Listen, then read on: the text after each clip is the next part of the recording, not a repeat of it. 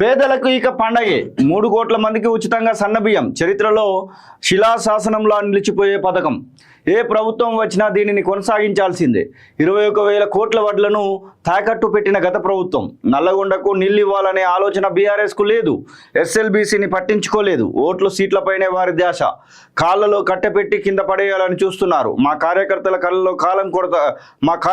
కళ్ళలో కారం కొడతారంటూ రేవంత్ రెడ్డి మాట్లాడినటువంటి మాటలు. హుజూర్ నగర్లో సన్నబియ్యం పథకాన్ని ప్రారంభించిన సీఎం నియోజకవర్గానికి వ్యవసాయ కళాశాల మంజూరు చేసినటువంటి సందర్భాన్ని కూడా చూస్తూ ఉన్నాం. సన్నబియ్యంతో రాష్ట్రంలోని పేదల ఇళ్లలో ఇక ప్రతిరోజు పండగ రోజు కానుందని ముఖ్యమంత్రి రేవంత్ రెడ్డి అన్నారు. శ్రీమంతుల ఇళ్లలో తిన్నట్లే పేద ప్రజలు కూడా ప్రతిరోజు సన్నబియ్యం తినేలా చేయాలనే సంకల్పంతోనే రాష్ట్రంలోని 3 కోట్ల మంది ప్రజలకు ఉచితంగా సన్నబియ్యం అందించే పథకాన్ని ప్రారంభిస్తున్నామని చెప్పారు. రాష్ట్ర ప్రభుత్వం పేదలకు రేషన్ కార్డులపై సన్నబియ్యం అందించే పథకాన్ని ఉగాది రోజున ఆదివారం సాయంత్రం సూర్యాపేట జిల్లా హుజూర్ నగర్లో సీఎం ప్రారంభించారు. పౌర సరఫరాల శాఖ మంత్రి ఉత్తమ్ కుమార్ రెడ్డి ఆధ్వర్యంలో నిర్వహించిన సభా వేదిక నుంచి హుజూర్ నగర్ నియోజకవర్గానికి చెందిన 10 మంది లబ్ధిదారులకు సన్నబియ్యం సంచులను కూడా అక్కడికక్కడే అందజేసినటువంటి సందర్భాన్ని అయితే మనం చూస్తూ ఉన్నాం. ఇక ఈ సన్నబియ్యంకు సంబంధించి చూస్తున్నటువంటి వ్యూవర్స్ ఏమనుకుంటున్నారు? అసలు సన్నబియ్యం ఇవ్వాల్సినటువంటి ఆవశ్యకత ఉండిందా లేదా? ఈ దొడ్డు బియ్యం ఇచ్చినటువంటి నేపథ్యంలో ఇవి వేరే అడ్డదారులలో మహారాష్ట్ర అలాగే వివిధ రాష్ట్రాలకు తరలిపోతున్నటువంటి సందర్భాలు కూడా మనం చూసినాము. అసలు దీనిలో నిజము మాట్లాడితే అసలు దొడ్డు బియ్యం అనేది తినే వాళ్ళ సంఖ్య తగ్గిపోయింది. కానీ దొడ్డు బియ్యం ఇచ్చినటువంటి నేపథ్యంలో వాటికి సంబంధించినటువంటి విషయంలో ప్రధానంగా వాటిని ఏం చేస్తున్నారు, ఒక ప్లేస్ నుంచి ఇంకో ప్లేస్కు, ఒక ప్లేస్ నుంచి ఇంకో ప్లేస్కు ఇట్లా మార్చుతూ పోయినటువంటి సందర్భాలు మనం చూసినాం. అంటే దొడ్డిదారిన అడ్డదారులలో ఈ యొక్క బియ్యము తర్జుమా అవుతూ వెళ్ళినటువంటి సందర్భాలు చూసినాం. లారీలు పట్టుబడ్డటువంటి సందర్భాలు కూడా మనం చూసినాం.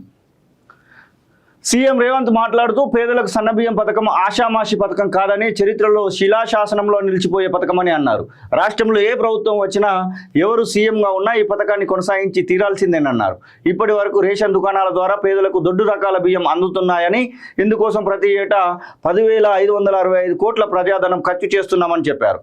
అయితే కాలక్రమేణా ప్రజలు దొడ్డు బియ్యం తినడం మానేయడంతో అవి పక్కదారి పడుతున్నాయన్నారు. దొడ్డు బియ్యం తిరిగి మిల్లర్ల ద్వారా మళ్ళీ ప్రభుత్వానికే వస్తున్న విషయాన్ని గుర్తించి దానిని కట్టడి చేయాలని భావించామని, ఆ మదనం నుంచే సన్నబియ్యం పంపిణీ చేయాలని నిర్ణయానికి ప్రభుత్వం వచ్చిందని తెలిపారు.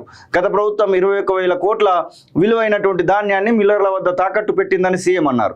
చివరకు 7,000 కోట్ల విలువైన ధాన్యానికి టెండర్లు వేస్తే ఇప్పటికీ 3,000 కోట్ల విలువైనటువంటి ధాన్యమే వచ్చిందన్నారు.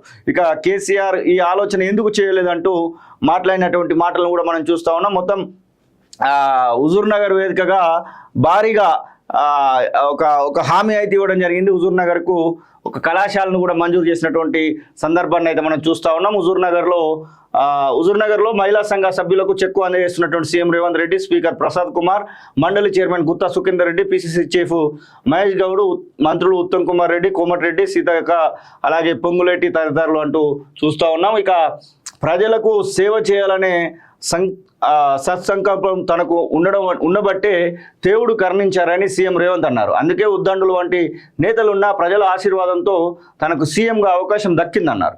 ఈ 15 నెలల పాలనలో ఒక్కొక్క హామీని అమలు చేసుకుంటూ వస్తున్నామని, గత ప్రభుత్వం ఎగనామం పెట్టిన రైతు బంధు నిధులు 7,625 కోట్లను కూడా రైతులకు అందజేశామని తెలిపారు. రుణమాఫీ విషయంలో కేసీఆర్కు తనకు నందికి పందికి ఉన్నటువంటి తేడా ఉందని చెప్పేసి మాట్లాడినటువంటి మాటలను కూడా మనం చూస్తూ ఉన్నాం.